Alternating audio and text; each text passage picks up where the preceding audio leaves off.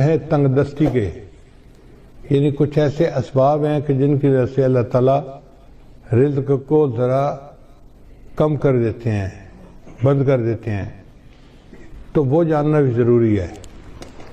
چنانچہ مختصراً میں بتاتا چلوں کہ جو بندہ کھڑے ہو کر جوتے پہن کر ننگے سر کھانا کھاتا ہے، اللہ اس کا رزق تھوڑا کر دیتے ہیں۔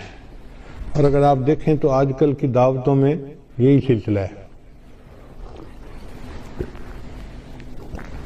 شادی بیاہ میں، ہوٹلوں میں، شادی ہالوں میں اکثر لوگ کھڑے ہو کے کھانا کھاتے ہیں، سر پہ کپڑا بھی نہیں ہوتا اور جوتے بھی پہنے ہوئے ہوتے ہیں۔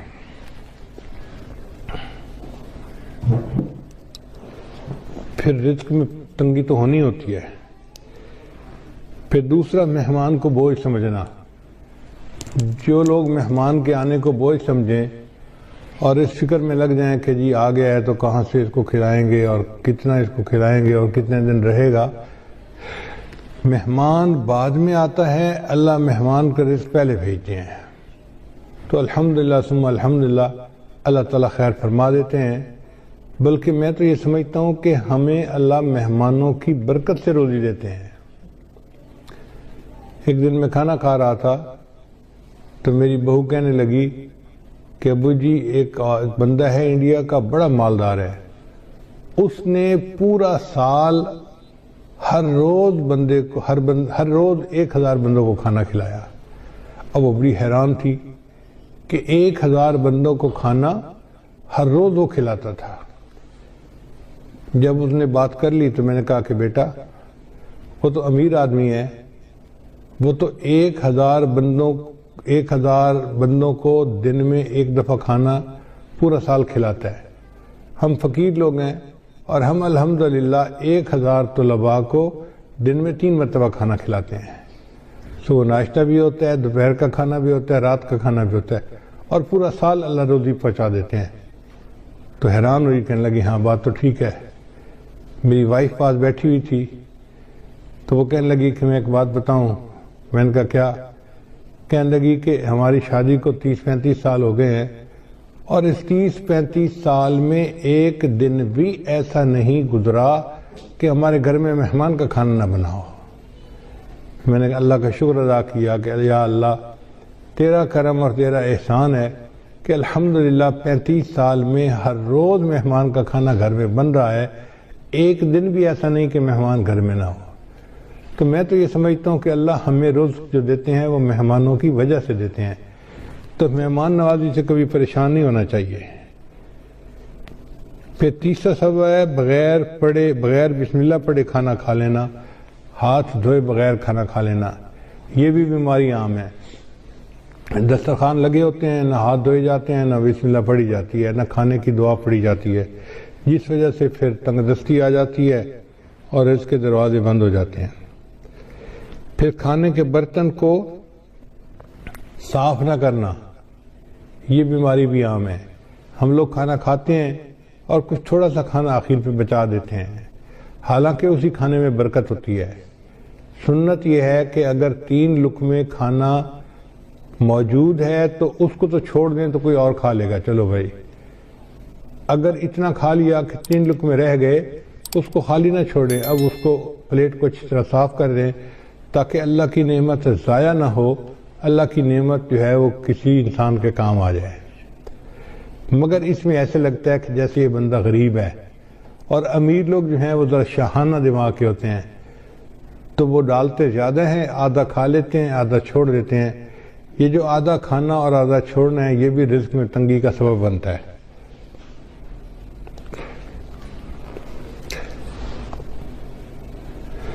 اور ایک اور بات کہ بیت الخلاء میں باتیں کرنا، پہلے زمانوں میں یہ گناہ کم تھا، آج یہ گناہ زیادہ ہے۔ بلکہ نوجوان بچے اور بچیاں جو ادھر ادھر کالیں کرتے ہیں چھپ چھپ کے، وہ تو کئی مرتبہ جا کے بیٹھ کے بات ہی کرتے ہیں بیت الخلاء میں، پتہ ہی نہیں چلے کسی کو کہ کیا ہوا۔ بیت الخلاء میں باتیں کرنے سے فرشتوں کو بھی تکلیف ہوتی ہے اور رزق کے اندر بھی تنگی کر دی جاتی ہے۔ پھر 7واں بات ہے فقیر کو جھڑکنا۔ اگر کوئی مانگنے والا آئے تو بندہ فقیر کو جھڑکی نہ دے، چلے جاؤ بھائی یہاں سے، کہا نہیں آپ کو چلے جاؤ، سن نہیں رہے، جاتے کیوں نہیں، ایسے جھڑکی نہیں دینی چاہیے، بلکہ اگر کچھ ہے تو دے دے، اور اگر نہیں تو کہہ دے جی آپ آگے چلے جائیں۔ ہم ایک مرتبہ حرم شریف میں بیٹھے ہوئے تھے تو ایک یو کے کا بندہ حضرت کے پاس آیا مطاف کے اندر، کہنے لگا حضرت میں حج کے لیے آیا ہوں، لیکن یہاں مطاف میں تو مانگنے والے بہت ہیں، ہر تھوڑی دیر کے بعد کوئی فقیر آ جاتا ہے مانگنے والا، اب سمجھ نہیں آتی کہ ہم کس کو دیں اور کس کو نہ دیں۔ اگر ہم ہر کسی کو دے دیں تو ان کی تو عادت بگڑ جائے گی، تو دل چاہتا ہے کہ ان کو نہ دیں، اور اگر ہم نہ دیں تو پھر کون دے گا، تو دل چاہتا ہے دے بھی صحیح، تو اب فیصلہ کرنا مشکل ہوتا ہے۔ تو اب بتائیں کہ ہم کس کو دیں، ہمیں کیسے پتہ چلے کہ کون مستحق ہے اور کون مستحق نہیں ہے؟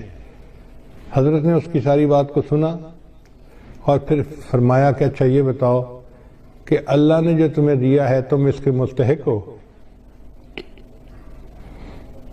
اس نے کہا نہیں۔ تو حضرت نے فرمایا جب تم اس کے مستحق نہیں اور اللہ نے پھر بھی تمہیں دے دیا ہے، تم بھی اللہ کے خلق کو اپناؤ، دے دو، مستحق ہے یا نہیں یہ تمہارا مسئلہ نہیں، یہ اللہ کا مسئلہ ہے۔ تو بندہ چپ تو ہو گیا، مگر اس کے دل میں سوال تو بہرحال تھا، تو حضرت نے بھانپ لیا کہ اس کے دل میں سوال ابھی باقی ہے، تو پھر حضرت نے اس کو بات پیار سے سمجھائی۔ حضرت نے فرمایا کہ دیکھو وہ بندہ تمہارے پاس مانگنے آیا ہے، مان لیا کہ وہ صاحب حیثیت ہے اور عادتاً مانگ رہا ہے، تم اسے اس لیے دے دو کہ اللہ کا شکر ادا کرو کہ اللہ تو نے مجھے دینے والوں میں سے بنایا، لینے والوں میں سے نہیں بنایا۔ یہ بھی تو ہو سکتا تھا اللہ تجھے اس کے حال میں ڈال دیتا اور تو لوگوں سے مانگتا پھرتا۔ تو اللہ تعالیٰ کی اس نعمت کا شکر ادا کرتے ہوئے دے دیا کرو کہ اللہ تو نے مجھے لینے والا نہیں، تو نے مجھے دینے والا بنایا ہے، میں تیرے نام پہ دے رہا ہوں۔ اس پہ اس کے دل کے اندر تسلی ہو گئی اور اس نے حضرت کے ماتھے کا بوسہ لیا اور خوش ہو کے واپس چلا گیا۔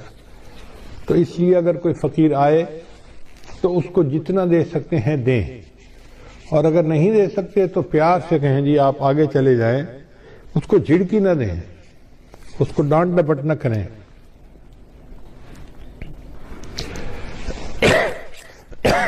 پھر مغرب کی نماز کے بعد بلا عذر جو بندہ سو جاتا ہے، اس سے بھی رزق کے اندر برکت کم کر دی جاتی ہے۔ اگر کوئی بیمار ہے یا کوئی عذر ہے تو اس میں تو شریعت اجازت دیتی ہے، لیکن عادت بنا لینا اس کو شریعت نے منع کیا ہے۔ مغرب کے بعد بلا عذر نہیں سونا چاہیے۔ پھر جو بندہ نماز قضا کر دیتا ہے اللہ تعالیٰ اس کے رزق کو تنگ کر دیتے ہیں۔ عورتیں بالخصوص، نیک عورتیں بھی نمازیں قضا کر بیٹھتی ہیں، پتہ ہے کیوں؟ سوچتی رہتی ہیں مہمان آئے ہیں، میں ان کو پہلے چائے بنا کے دے دوں پھر نماز پڑھ لیتی ہوں۔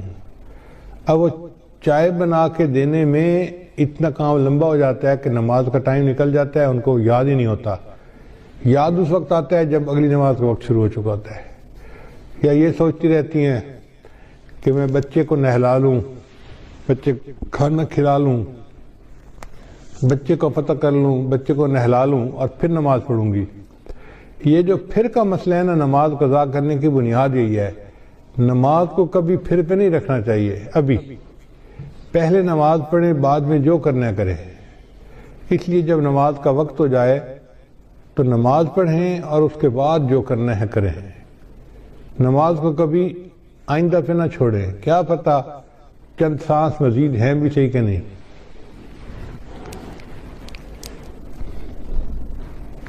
ہمیں ایک مرتبہ اس کا بہت عجیب تجربہ ہوا۔ ہم پشاور ایک اجتماع سے واپس آ رہے تھے تو لاکھوں لوگ تھے اس اجتماع میں۔ راستے میں ایک چھوٹی سی مسجد میں ہم رکے، ہم نے سوچا کہ ہم یہاں پر عصر کی نماز ادا کر لیتے ہیں۔ تو جب میں مصلی کے اوپر کھڑا ہوا امامت کے لیے تو ایک اور گاڑی آ کے رکی جس میں 4 بندے تھے. ان 4 میں سے 2 بندے مسجد کے اندر داخل ہوئے اور دوسرے 2 ان کے پیچھے تھے. تو پیچھے والوں نے ان کو کہا یار یہاں تو پہلے ہی نمازی کافی ہیں، چلو ہم عصر کی نماز آگے پڑھ لیں گے. تو جو اندر آئے ہوئے لوگ تھے نا وہ بھی باہر نکل گئے اور گاڑی میں بیٹھ گئے اور گاڑی چلی گئی. خیر ہم نے نماز ادا کی. پھر اس کے بعد ہم آگے چلے اسلام آباد کی طرف آ رہے تھے. کوئی 10 میل کے بعد ہم نے دیکھا کہ اس پہلے والی گاڑی کا ایکسیڈنٹ ہوا ہے اور ایکسیڈنٹ اتنا فیٹل تھا کہ چاروں کے چاروں بندے مر گئے تھے. تو ہم نے جب اس گاڑی کو دیکھا تو گاڑی کو تو پہچان لیا. تو لوگوں نے ہمیں بتایا کہ جی ایکسیڈنٹ اتنا برا تھا کہ ایک بندہ بھی نہیں بچا، سب مر گئے.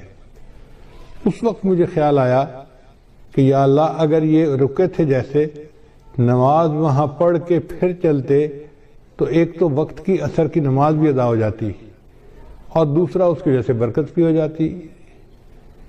اب یہ انہوں نے عصر کی نماز ادا نہیں کی ہوگی، نیت تھی پڑھنے کی لیکن بن پڑھے دنیا سے چلے گئے. تو کون جانتا ہے موت کا وقت کتنا قریب ہے. اس لیے اگر پھر پہ ڈال دینا جی کہ پھر نماز پڑھیں گے تو اس میں نماز بھی قضا ہو جاتی ہے اور انسان نقصان بھی اٹھاتا ہے. ابھی نماز پہلے پڑھیں جب ٹائم ہو جائے. اور عورتوں کے لیے تو اول وقت میں نماز پڑھنا بھی زیادہ فضیلت ہے. بس اذان کے انتظار میں رہیں. گھر کے اندر ایک بورڈ ہونا چاہیے جس پر نماز کے ٹائمنگ لگے ہوئے ہوں. بچے بڑے اس بورڈ کو دیکھیں اور جیسے ہی نماز کا ٹائم ہو جائے بس وضو کیا، پہلے نماز پڑھی، بعد میں جو کرنا ہے بعد میں کرتے رہیں گے. پھر 11ویں چیز جس سے رزق میں کمی آتی ہے وہ ہے جھوٹ بولنا. جو بندہ جتنا زیادہ جھوٹ بولتا ہے اللہ اس کے رزق کو اتنا تنگ کر دیتے ہیں. اللہ اکبر. شاید آج ہمارے رزق کے اندر جو تنگی ہے اس کی بنیادی وجہ یہ جھوٹ ہی ہے. جھوٹ ہم نے انفرادی طور پر نہیں، قوم میں اجتماعی طور پر آ گیا ہے. جس بندے سے بات کریں وہی جھوٹ میں بات کرے گا اور اس کا نام ہم نے بہانہ رکھ دیا. جی میں نے اس کے سامنے بہانہ کیا. بیوی کہتی ہے میں نے خاوند کے سامنے بہانہ کیا. بیٹا کہنا ہے میں نے ابو کے سامنے بہانہ کیا. شاگرد کہتے ہیں میں نے استاد کے سامنے بہانہ کیا. حالانکہ یہ بہانہ صریح جھوٹ ہوتا ہے اور اس جھوٹ سے بچنے کی ضرورت ہے.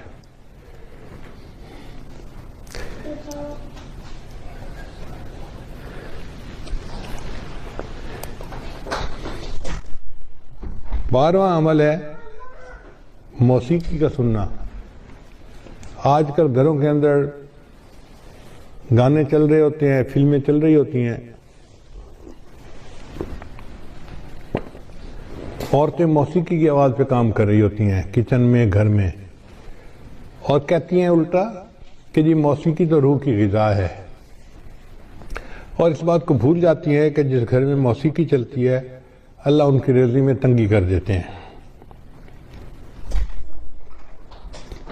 پھر 13واں عمل اولاد کو برا بھلا کہنا. کچھ ماں باپ اولاد کو جلدی گالیاں دینا شروع کر دیتے ہیں یا برے الفاظ کرنا شروع کر دیتے ہیں یا کوسنا شروع کر دیتے ہیں. تو جو اولاد کو برے الفاظ کہیں گے یا کوسیں گے ان کے رزق کو اللہ تعالیٰ ویسے ہی تنگ کر دیں گے. 14واں عمل قرآن مجید کو بلا وضو ہاتھ لگانا. قرآن مجید اللہ کا کلام ہے، لا یمسہ الا المطہرون. اس کو ہاتھ نہیں لگا سکتا مگر وہ جو پاک ہو. تو ہمیں چاہیے کہ ہم باوضو ہو کے اس کو ہاتھ لگائیں. اگر بے وضو ہاتھ لگائیں گے تو رزق کے اندر کمی آ جائے گی. پھر 15واں عمل جس سے رزق میں کمی آتی ہے نامحرم کو دیکھنا. یہ بدنظری کی عادت آج اتنی عام ہو گئی ہے، چاہے آتے جاتے بازار میں دیکھے، گلی میں دیکھے، سکرین کے اوپر دیکھے، سیل فون کے اوپر دیکھے، عورت کو دیکھے یا عورت کی تصویر کو دیکھے، بات ایک ہی ہے. تو نامحرم کو دیکھنے سے اللہ تعالیٰ رزق میں تنگی فرما دیتے ہیں. اور 16واں عمل جس سے کہ انسان کے رزق میں تنگی آ جاتی ہے، اہل و عیال کے ساتھ لڑتے رہنا۔ میاں بیوی جو ہر وقت دوسرے کے ساتھ بات بات پہ بحث کرتے ہیں، دلیلیں دیتے ہیں، لڑتے جھگڑتے ہیں، تو یہ میاں بیوی کی لڑائی جھگڑے میں اللہ ان کے رزق کو تنگ کر دیتے ہیں۔ اب ایک طرف تو لڑائیاں بھی ختم نہیں ہوتی اور دوسری طرف رزق کی کمی کے شکوے بھی ختم نہیں ہوتے۔ بھئی اتفاق میں برکت ہے، آپ محبت پیار سے زندگی گزاریں تو اللہ تعالیٰ رزق کی پریشانی کو دور کر دیں گے، اور باطنی روحانی بیماریوں سے بھی دعا مانگیں۔ اللہ تعالیٰ ہمارے ایمان کی حفاظت فرمائے اور ہمیں اس دنیا میں اللہ تعالیٰ ایمان کے ساتھ جینے اور ایمان کے ساتھ مرنے کی توفیق عطا فرمائے۔ وآخر دعوانا ان الحمد للہ رب العالمین۔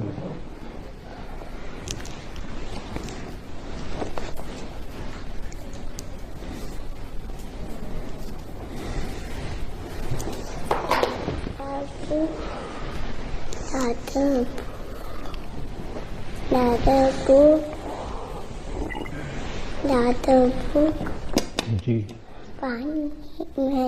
پی لو پانی پی لو۔ بیٹھ کے کلمات پڑھائے جائیں گے، سچے دل کے ساتھ یہ کلمات پیچھے پیچھے پڑھتے جائیے۔ پڑھیے بسم اللہ الرحمن الرحیم۔ لا الہ الا اللہ محمد الرسول اللہ۔ آمنت باللہ وملائکتہ وکتبہ ورسلہ والیوم الآخر والقدر خیرہ وشرہ من اللہ تعالی والبعث بعد الموت۔ آمنت باللہ کما ہوا باسمائہ وصفاتہ وقبلت جمیع احکامہ اقرار باللسان وتصدیق بالقلب۔ اشہد ان لا الہ الا اللہ واشہد ان محمدا عبدہ ورسولہ۔ استغفر اللہ ربی من کل ذنب واتوب الیہ برحمتک یا ارحم الراحمین۔ ان کلمات کو پڑھنے سے ہم تو بتائے ہو چکے ہیں، چند معمولات ہیں جن کو باقاعدگی سے کریں گے تو اللہ تعالیٰ دل کو منور کریں گے۔ پہلا عمل ہے 100 مرتبہ استغفار صبح شام پڑھنا، دوسرا عمل ہے 100 مرتبہ درود شریف صبح شام پڑھنا، تیسرا عمل ہے قرآن مجید کی تلاوت روزانہ کرنا، چوتھا عمل ہے چلتے پھرتے ہر وقت علم اللہ کو یاد کرنا، اور پانچواں عمل ہے 10-15 منٹ صبح 10-15 منٹ شام مراقبہ کرنا۔ انشاءاللہ مراقبہ کریں گے تو اس سے دل میں اللہ کی محبت بڑھے گی اور ہمارے اعمال کے اندر جان پیدا ہو جائے گی۔